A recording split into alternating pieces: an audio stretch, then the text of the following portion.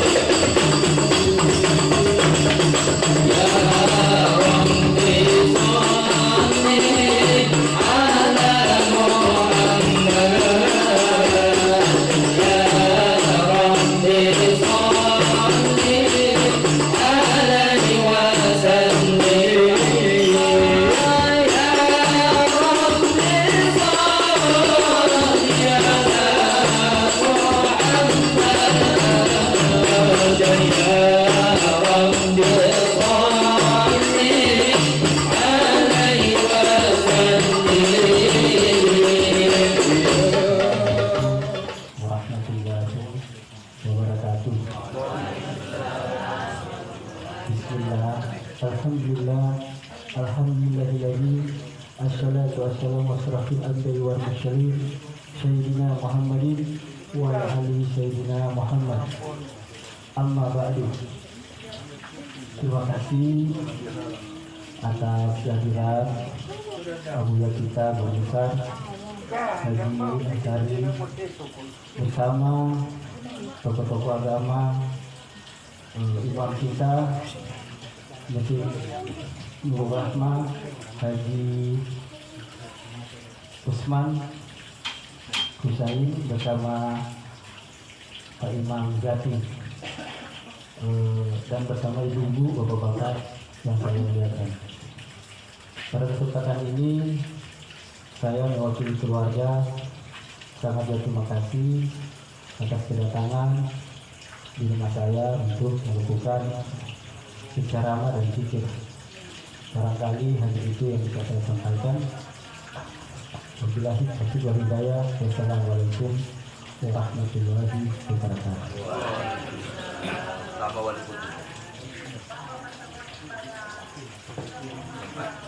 Apa maksud diadakan acara ini?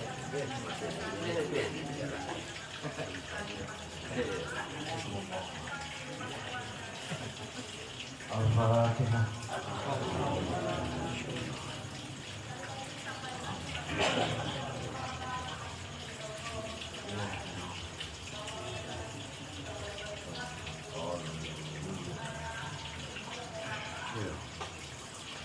Bismillahirrahmanirrahim. Wassalatu wassalamu ala sayyidina Muhammad wa ala sayyidina Muhammad. Allahumma sholli ala Muhammad wa ala ali Muhammad. Amma ba'du. Maka pertama-tama kami mengucapkan terima kasih kepada buya kami yang memberikan kesempatan, yaitu guru besar kami, yaitu Abuya Haji Ansari Abbasi Al-Makassari, dan saya juga berterima kasih kepada Pak Imam Nurul Rahmah, yaitu Bapak Imam Usman Husain, dan beserta Imam Al-Mafira, yaitu Bapak Kadzati Amsa yang biasanya disebutkan Kadzati, dan beserta Wali Banjar, beserta yang lain-lainnya dan ibu-ibunya yang tidak bisa saya sebut satu persatu. Ketua korban Ketua korban yaitu Bapak Jumat Samsudi. Apa sebab ajakan. ada ajakan begini, yaitu yang pertama ibu baik, artinya ingin baca doa selamat. Iya. Dan yang kedua yaitu ingin ada perubahan diri. Dan yang ketiga supaya ada silaturahmi kita semua ini, tidak lebih dan kata-kata lagi. Jadi wassalamualaikum warahmatullahi wabarakatuh. Jadi dia mesti setiap anggota mesti wajib belajar bahasa Indonesia. Pegang baik walaupun dia nggak bahasa Indonesia.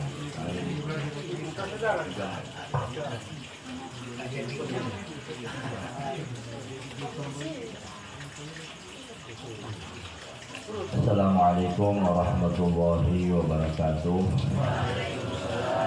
Ila hadratin Nabi Mustafa Rasulullah sallallahu alaihi wasallam wa alihi wa ashabihi ajma'in. Wa la awliya wa syuhada wa salihin. Bismillahirrahmanirrahim. Syekhina al-kiram min ahli silsilah tariqat al-Naqsyabandiyah wal Qadiriyah al-Syadziliyah wa Syafiriyah al-Sahrawardiyah wa tariqat al-Mu'tabarah.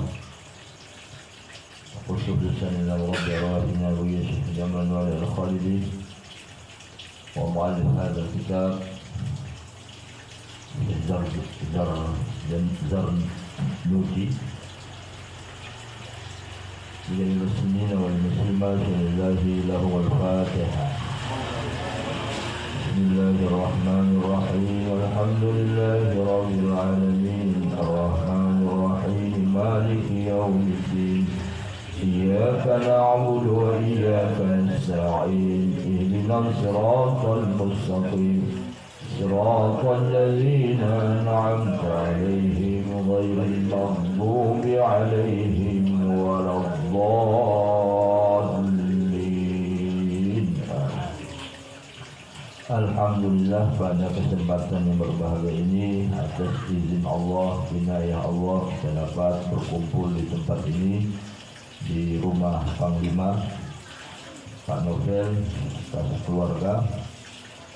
Juga hadir pada kesempatan ini Pak Imam kita, Pak Usman, Kajati, dan seluruh jamaah yang dirahmati Allah, wali-wali, wali Banjar, Kutub, dan teman-teman yang lain, serta ibu-ibu. Alhamdulillah, wassalatu wassalam ala rasulillah. Jadi patut kita bersyukur bahwa di samping acara kita diundang di tempat ini untuk membaca doa untuk keluarga, samping itu juga kita belajar tentang agama kita. Artinya kita belajar dengan ada ilmu pada kita, mudah-mudahan orang dapat memahami apa saja yang menjadi kewajiban kita di dalam agama kita, sekaligus kita insya Allah dapat mengamalkannya, dan semoga itu bisa menjadi wasilah atau menjadi bekal kita di dalam kita menjalani hidup maupun kita kembali pada Allah Subhanahu wa Ta'ala. Sebelum kita membacakan doa, ada baiknya kita mengaji dulu tentang apa saja yang harus kita pahami. Kita persilahkan kepada Tengku Akmal untuk membacakan kitab Ta'limul Ta'lim, karangan daripada Syekh Ibrahim bin Ismail, mana syarahan beliau adalah Syekh Zarnuji. Dan Zarnuji itu adalah ini ambilan daripada kitab ini, Zarnuji. Pada beliau kita persilahkan. Assalamualaikum warahmatullahi wabarakatuh. Al-Fatihah. Bismillahirrahmanirrahim. Alhamdulillahi rabbil alamin. Ar-Rahmanir Rahim. Maliki yaumiddin. Iyyaka na'budu wa iyyaka nasta'in. Ihdinas siratal mustaqim. Siratal ladzina an'amta 'alaihim ghairil maghdubi 'alaihim waladdallin. Bismillahirrahmanirrahim. Qala al-musannifu rahimahullahu ta'ala wa nafa'ana bihi wa bi'ulumihi fid dharain. Amin. Bismillahirrahmanirrahim. Faslun fi mahiyatil ilmi wal fiqhi wa fadlihi. Fasal menerangkan tentang hakikat daripada ilmu dan fiqh dan keutamaan daripada ilmu. Qala Rasulullah sallallahu ta'ala alaihi wasallam. Rasulullah sallallahu alaihi wasallam bersabda, "Talabul ilmi fardhatun ala kulli muslimin wa muslimatin." Menuntut ilmu itu hukumnya wajib bagi setiap orang muslim, baik muslim laki-laki maupun muslim perempuan. I'lam bi annahu la yuftaradu ala kulli muslimin wa muslimatin talabu kulli ilmin. Tetapi ketahuilah bahwa sesungguhnya tidak diwajibkan ke atas setiap orang muslim dan muslimat, tidak diwajibkan untuk menuntut, tidak diwajibkan untuk mempelajari semua ilmu. Bal yuftaradu alaihi talabu ilmil hali.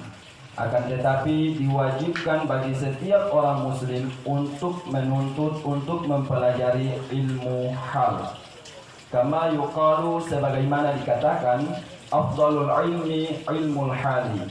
Seafdal ilmu itu adalah ilmu hal. Wa afdalul amali hifzul hali. Sedangkan seafdal amalan itu adalah memelihara atau menjaga hal. Yuftaradu 'alal muslimi talabu ilmi ma yaqa'u lahu fi halihi fi ayyi halin kana. Maka diwajibkan ke atas setiap orang muslim untuk mempelajari ilmu sesuatu yang berkaitan bagi dirinya pada keadaannya, pada keadaan mana saja yang ada. Fa innahu la budda lahu minas salati. Karena bahwa sesungguhnya orang muslim itu tidak terlepas daripada kewajiban salat. Fa yuftaradu alaihi ilmun ma yaqa'u lahu fi salatihi. Maka karena diwajibkan kepada orang muslim tentang salat, maka untuk mempelajari ilmu yang berkaitan dengan salat itu hukumnya wajib.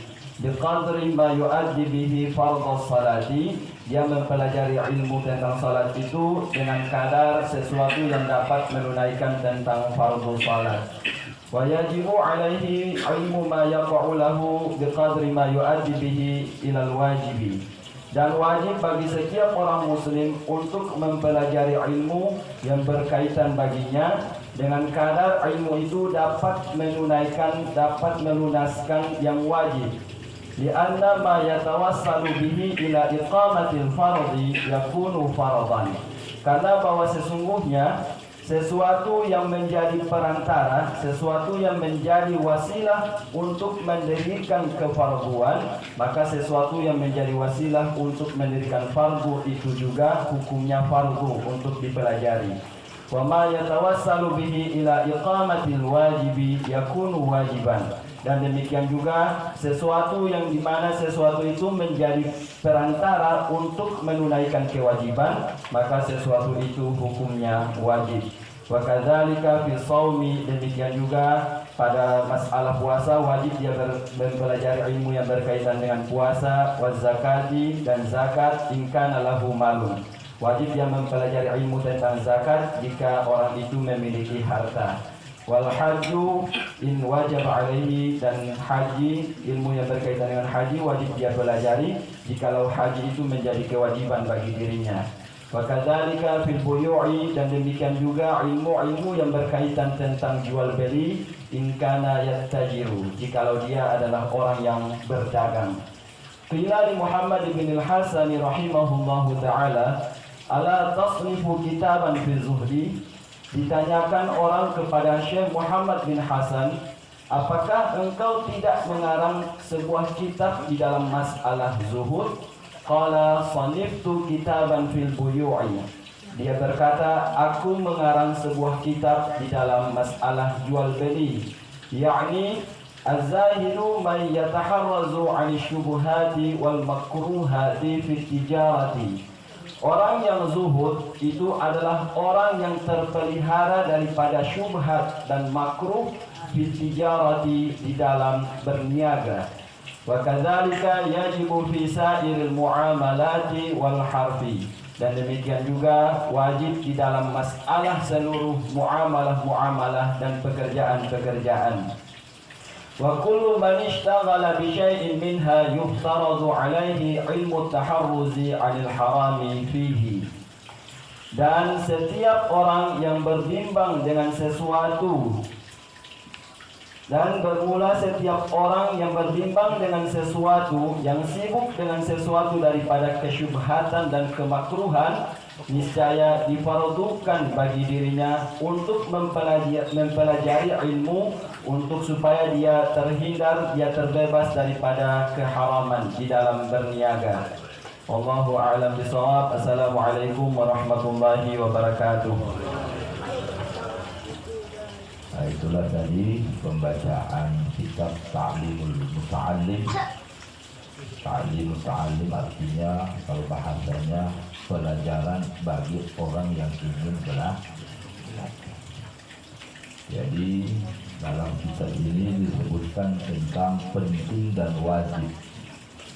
Artinya wajib berarti sesuatu yang sangat penting yang tidak boleh ditinggalkan pada kita untuk belajar ilmu. Tapi ilmu yang mana yang menjadi kewajiban setiap kita umat Islam yang telah balik berakal, yaitu ada yang namanya ilmu hal. Ilmu yang berkaitan dengan kondisi dirinya, itu maknanya hal. Hal itu keadaan, maksudnya kondisi diri kita ini apa? Diri kita ini tidak bisa lepas daripada melakukan kewajiban perintah. Kita ini tidak bisa lepas daripada meninggalkan dosa. Maka ilmu yang berkaitan tentang bagaimana ketaatan dan bagaimana kita meninggalkan dan apa yang dimaksud dengan maksiat atau dosa itu harus dia pelajari. Karena kita tidak mungkin dapat melakukan ketaatan kalau tidak tahu ilmu. Kita juga tidak dapat meninggalkan kemaksiatan kalau kita tidak tahu tentang ilmu tentang maksiat itu apa sih maksiat. Dengan ada ilmu maka kita dapat melakukan perintah atau mentaati Allah. Dengan ada ilmu kita dapat menjauhkan larangan Allah. Itu namanya yang membicarakan tentang ketaatan, melakukan perintah, menjauhi larangan. Itu namanya ilmu fikih namanya.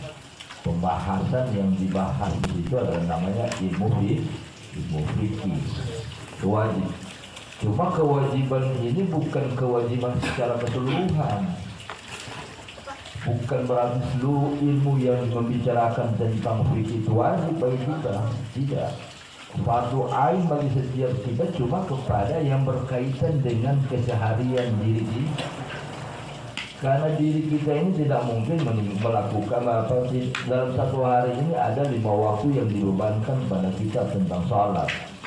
Maka ilmu yang berkaitan tentang sholat itu wajib dipelajari. Karena dalam setiap hari ini kita tidak terhindar daripada interaksi hubungan sesama, ya kan, antar tetangga, antar yang lain. Nah, maka dengan kita belajar tentang bagaimana bergaul yang baik dan mana gaul yang tidak baik, itu kita dapat lakukan yang baik. Harus ada ilmu di dalam itu. Jadi ilmu yang berbicara tentang ketaatan kita pada Allah itu namanya dibicarakan di dalam ilmu fikih.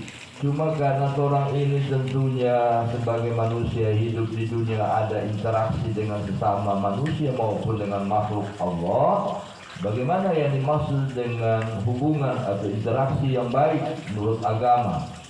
Dia tidak dapat lakukan itu kalau dia tidak belajar tentang ilmunya.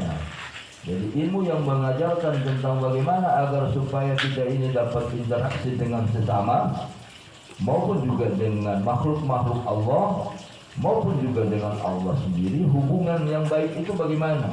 Dan bagaimana hubungan yang dia itu perlu ada ilmu.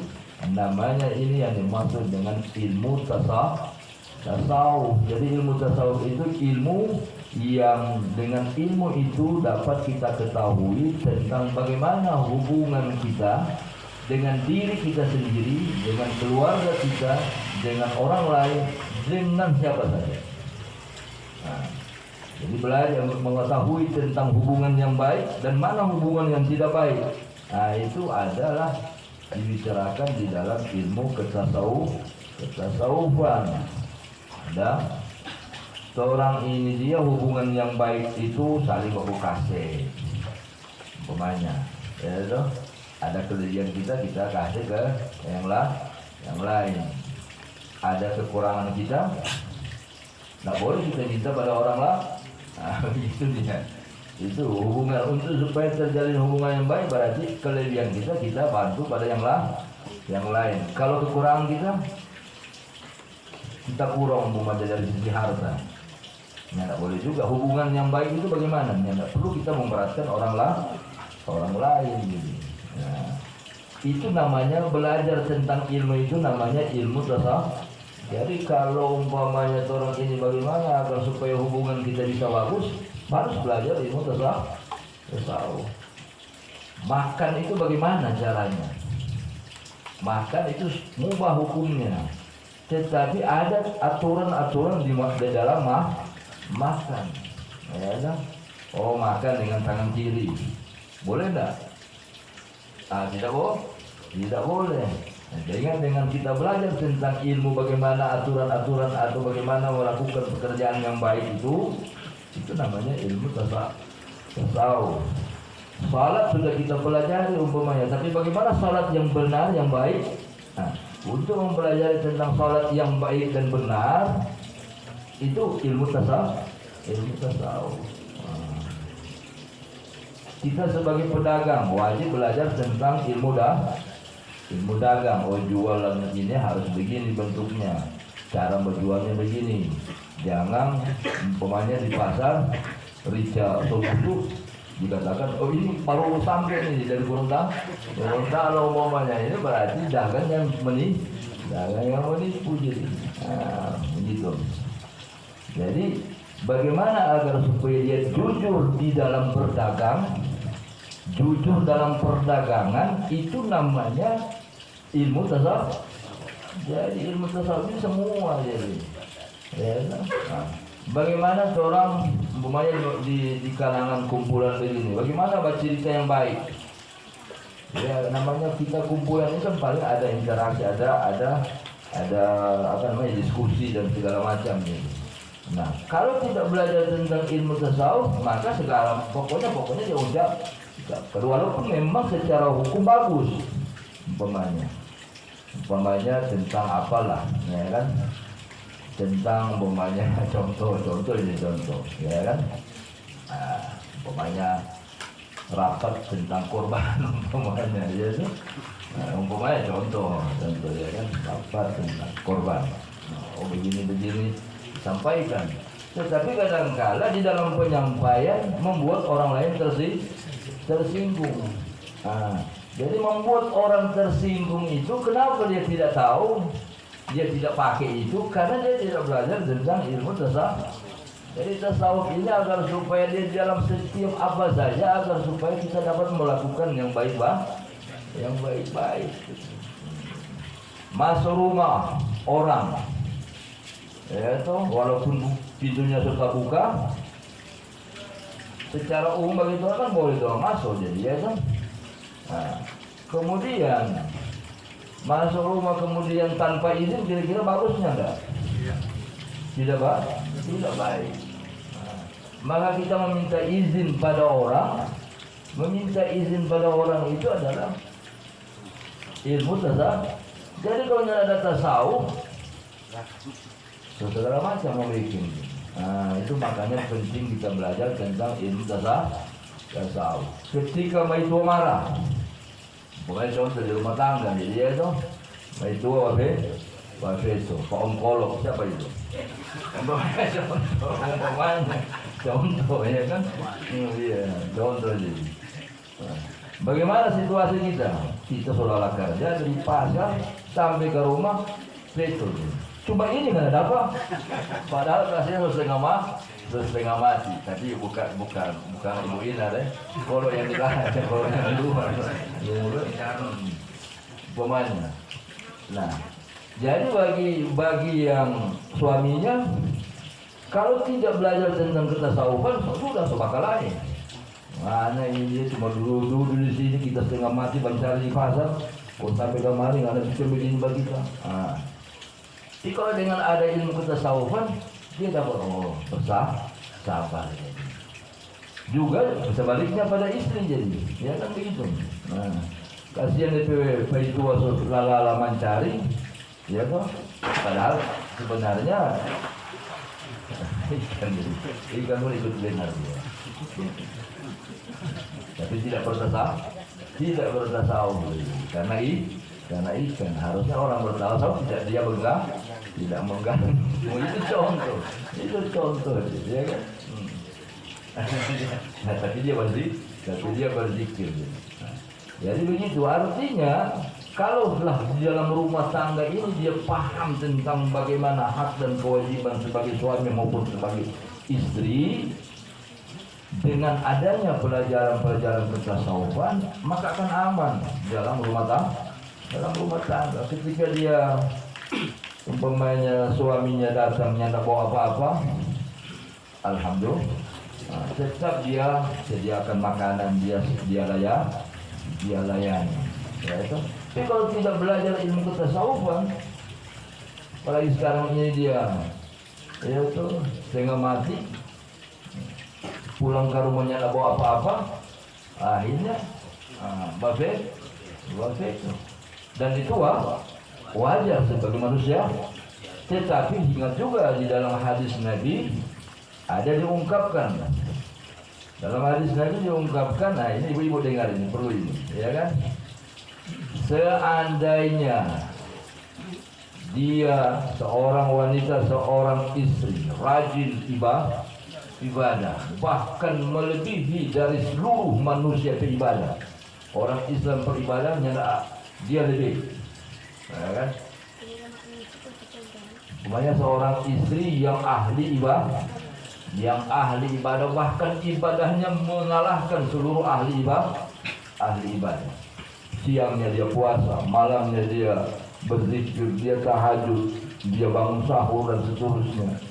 Tidak pernah melakukan yang dilarang oleh Allah. Senantiasa selalu setiap waktu dia habiskan untuk mentaati Allah.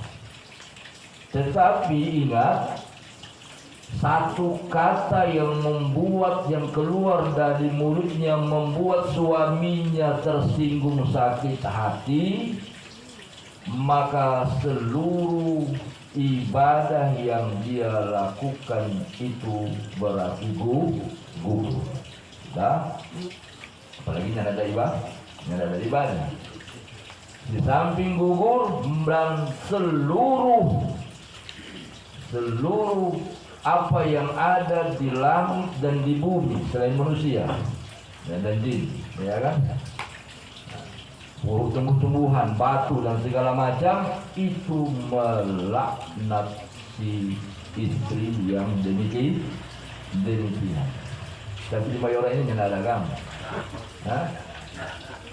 Ada ibu? Ini ada ya? Insya Allah ya kan?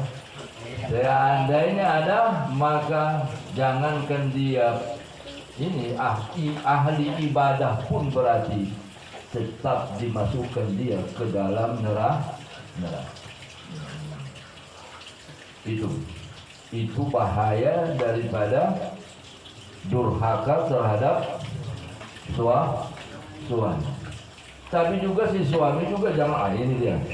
Ya, itu karena belajar itu tadi kan malam ini tuh menjadi alasan bagi suami padahal umumnya pemalas umumnya. Dia mau pemalas karena dia pemalas sehingga dia tidak mau mencari. Ya, ketika istrinya wafat tadi malam saya bilang ini tuh tidak boleh menyakiti hati suami juga dengan demikian. Artinya andai pun suami atau istri kita demikian, Nabi juga sudah ingatkan kata orang semua sebagai suami. Jadi apa yang diingatkan Nabi? Al-mar'atun atau al-mar'atu salihah kal ghurabil aqsa. Perempuan yang salihah itu bagaikan burung gagak. Apa burung apa sih rendang? Burung woka-woka.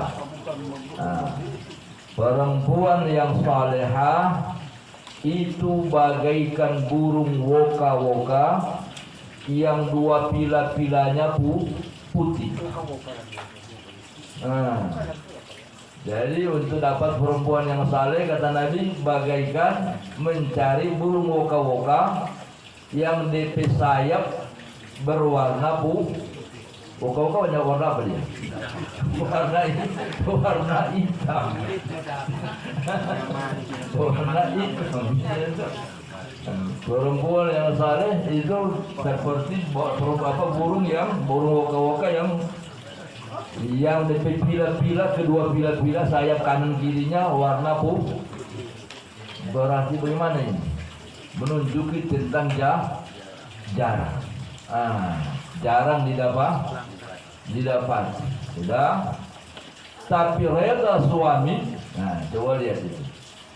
Keredaan suami terhadap istri walaupun tadi seperti woka-woka yang warna putih sulit didapat, tapi kalau dia mendapatkan reda suaminya, maka sebelum dia meninggal dia telah disiapkan bangunan di surga. Bayangkan itu. Ya ada.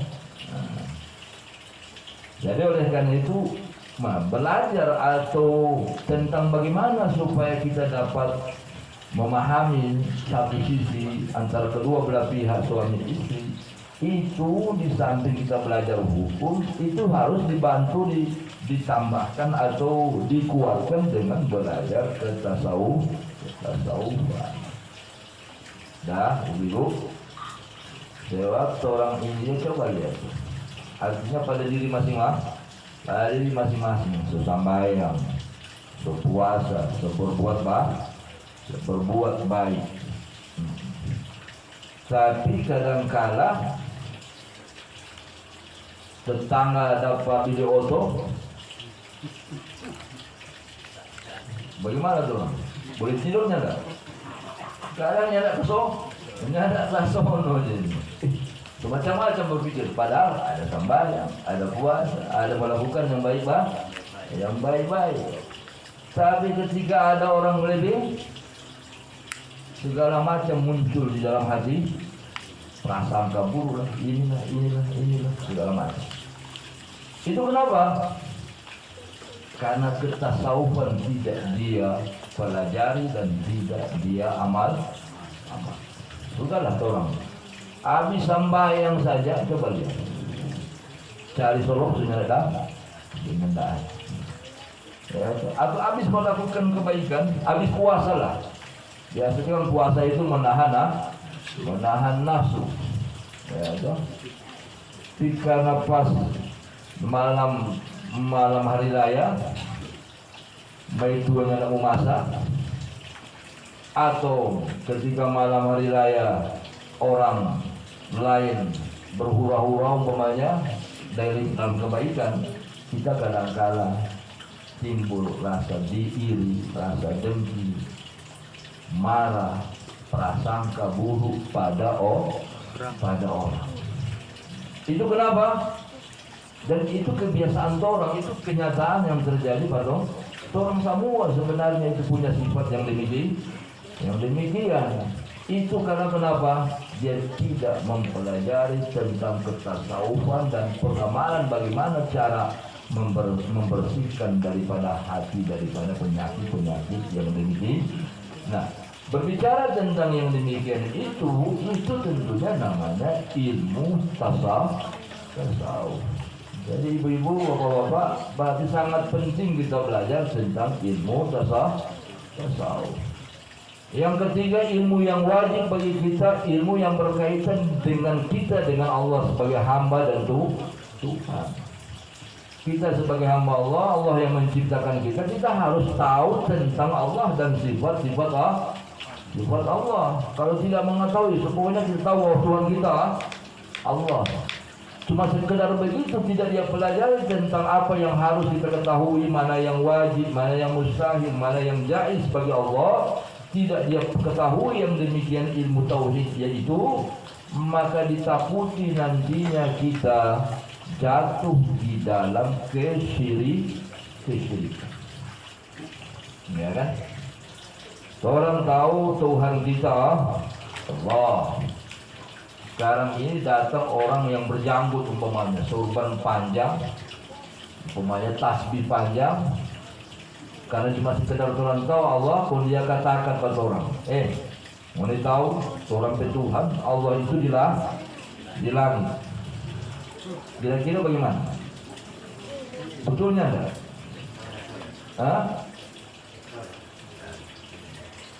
Bagaimana? Ibu-ibu dulu. Tuhan kita di langit. Allah itu di langit. Bagaimana? Jawab ibu-ibu. Tidak. Bapak? Tidak. Tuhan kita di langit. Di dalam ayat ada, apalagi dia sebutkan ayat. Aamintum man fis sama, tidakkah kalian beriman dengan yang di langit? Apa itu? Aamintum man fis sama, tidakkah kalian beriman dengan man yang ada di langit, yaitu Allah? Tadi bagaimana ini? Inilah penting kita belajar tentang ketauhidan. Sebab kalau tidak belajar tentang ketauhidan akan bahaya ini. Apalagi orang itu menggunakan ayat-ayat Al-Quran. Allah di atas arsy. Itu kan ada itu. Ar-Rahman 'alal arsy istawa. Allah di atas aras duduk istiwa ini duduk bersila. Itu ayat dalam Al-Quran menyebutkan tentang demikian. Allah itu di atas aras beristiwa, duduk bersih, bagaikan patung apa ini Bu? Ini kan paham? Al-Quran mengatakan demikian. Nah inilah penting pada orang belajar tentang ilmu tauhid. Jadi ada 3 ilmu inilah yang menjadi kewajiban kita tentang fikih, bagaimana agar supaya kita dapat melakukan perintah dengan baik, menjauhi larangan yang baik, ya toh. Kemudian bagaimana agar supaya kita dapat menjalin hubungan yang baik dengan Allah maupun dengan makhluk Allah, tasawuf. Dan yang ketiga, bagaimana agar supaya kita terjaga, keimanan kita terjaga, jangan sampai jatuh kita ke dalam kesyirikan.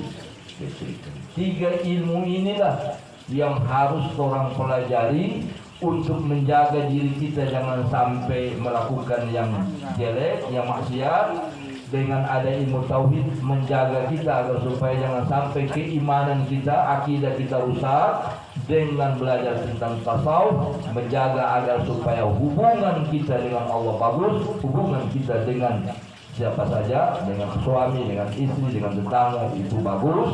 Itu perlu belajar ilmu tasawuf. 3 ilmu inilah sehingga para ulama katakan wajib hukumnya bagi setiap umat Islam mengetahui 3 ilmu itu, yaitu ilmu tauhid tentang akidah ketuhanan, ilmu tasawuf tentang gaul yang baik dan yang jelek, bagaimana agar supaya kita dapat menghindar dari yang jelek, dan ilmu fikih, yaitu mengajarkan tentang tata cara bagaimana kita beribadah yang baik. Apabila ini orang dapat pelajari, kemudian orang amalkan, diamalkan. Kemudian di samping amalkan untuk supaya ada buah pengamalan itu, sebab pengamalan itu juga kadang tidak berbuah. Coba lihat, seorang tahu ilmunya umumnya, seorang sambayang, ya kan? Seorang tahu puasa, kemudian seorang ilmu tentang puasa, seorang tahu, oh berarti yang namanya puasa ini mulai daripada fajar tidak boleh makan minum hingga sampai terbenam matahari pada bulan Ramadan. Seorang sebegeng itu dia. Dah. Tetapi ilmu dan amal itu tidak akan berbuah. Ilmu itu harus ada buah. Ilmu dan amal itu harus berbuah. Artinya menghasilkan sesuatu yang lebih baik atau menghasilkan kedekatan dengan buah ini, artinya menghasilkan kedekatan. Kita sambayang, kita tahu ilmu sambayang, kita sambayang. Tapi kalau tidak berbuah, maka ini bahaya. Seorang salat, sudah tahu tentang rukun salat, batal salat, kemudian seorang salat. Tapi apabila ilmu salat dan amal salat itu tidak berbuah, apa buahnya? Buah dari pengamalan ilmu salat dan pengamalan salat itu membuahkan rasa dekat kita dengan Allah. Buahnya itu rasa dekat kita dengan Allah, maka ilmunya, pengamalannya itu dianggap pengamalan yang kurang manfaat atau bahkan dianggap sia-sia. Sehingga oleh para ulama menetapkan bagi setiap kita, di samping sudah tahu ilmunya, sudah mengamalkan ilmunya, tapi kalau tidak berbuah maka itu bahaya. Maka jalan untuk mendapatkan buah dari pengamalan, yaitu rasa dekat kita dengan Allah, terlihat kasih sayang Allah, terlihat segala sesuatu ini datang dari Allah, maka lazimu, kata Nabi kepada Sayyidina Ali bin Abi Thalib karramallahu wajhah, ilzamu, atau dawamkan oleh kamu berzikir pada Allah. Jadi zikir ini adalah salah satu jalan yang paling mudah, paling dekat dan paling cepat untuk supaya ilmu dan amal kita berbuah. Dan untuk supaya lebih cepat berbuah, ibarat tanaman, kalau ditanam, tapi bagaimana kalau supaya dia berbuah? Pupuk, siram. Begitulah ibaratnya. Ilmu kita ada, salat ada, puasa ada, ketaatan ada, tapi bagaimana supaya dia berbuah membawa kepada kedekatan? Kata Nabi, jalan yang paling cepat untuk berbuah itu adalah dengan melazimkan, membiasakan, mengekalkan, mengingat Allah Subhanahu wa ta'ala.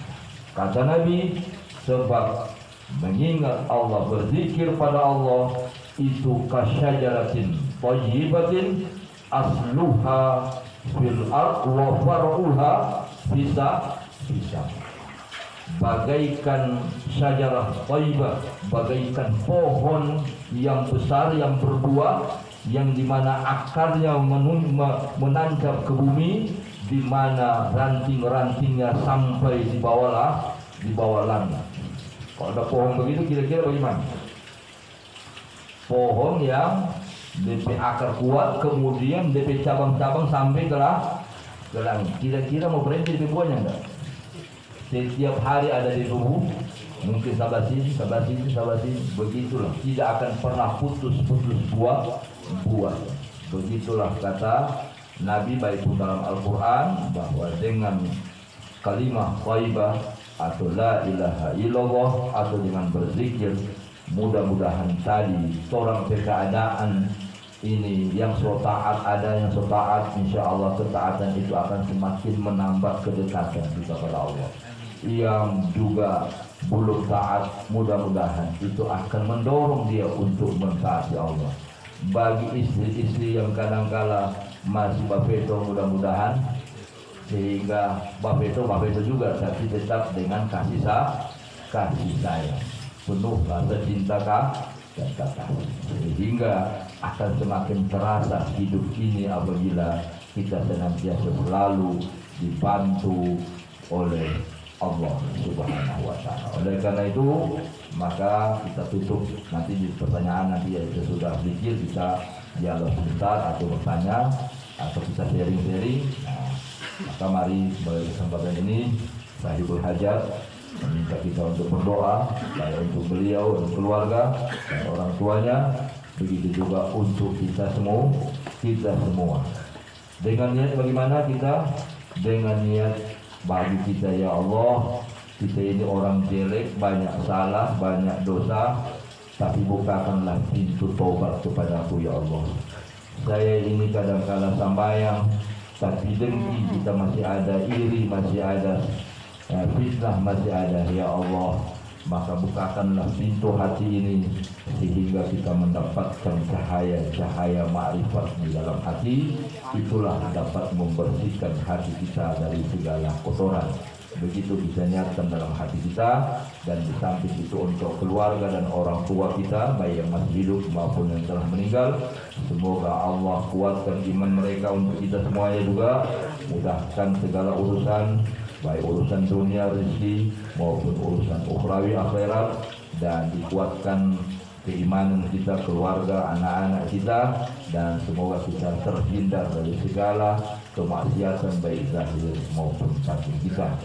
Ala kulli niyatina wa niyatin salihah wa ila hadratin Nabi Mustafa Rasulullah sallallahu alaihi wasallam wa alihi wa ashabihi ajma'in. Lillahi lahumul Fatihah. أعوذ بالله من الشيطان الرجيم. بسم الله الرحمن الرحيم. الحمد لله رب العالمين الرحمن الرحيم مالك يوم الدين إياك نعبد وإياك نستعين اهدنا الصراط المستقيم صراط الذين أنعمت عليهم غير المغضوب عليهم ولا الضالين.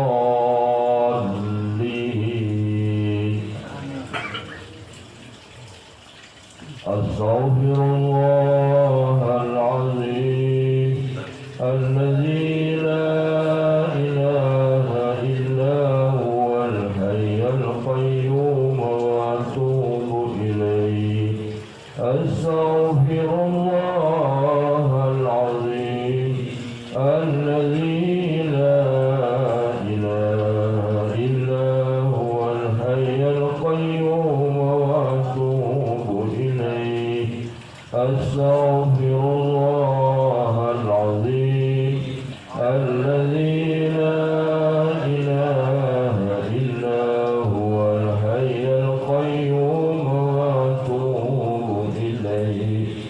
اللهم صل على سيدنا محمد وعلى آله وصحبه وسلم. اللهم صل على سيدنا محمد وعلى آله وصحبه وسلم. اللهم صل على سيدنا محمد وعلى آله وصحبه وسلم. اللهم صل على سيدنا محمد وعلى آله وصحبه وسلم. اللهم صل على سيدنا محمد وعلى آله وصحبه وبارك وسلم.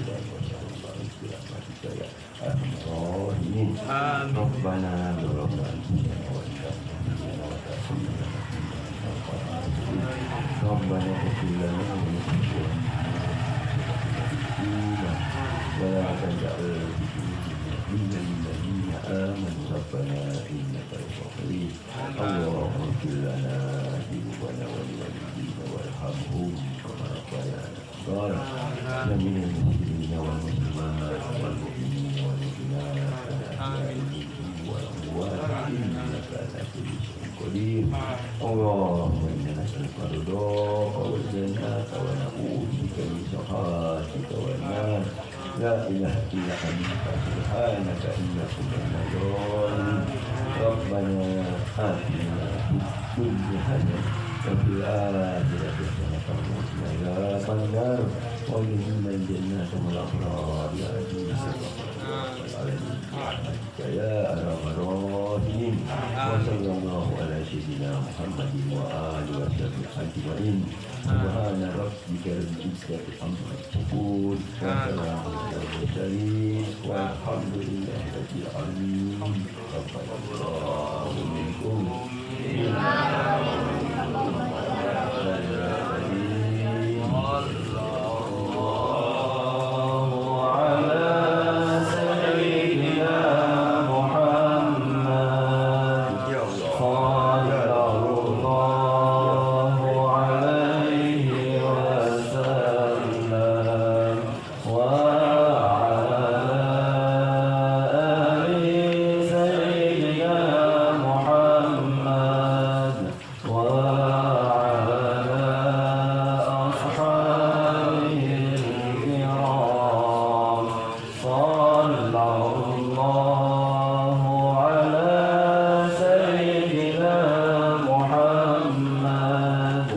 يا رب صل على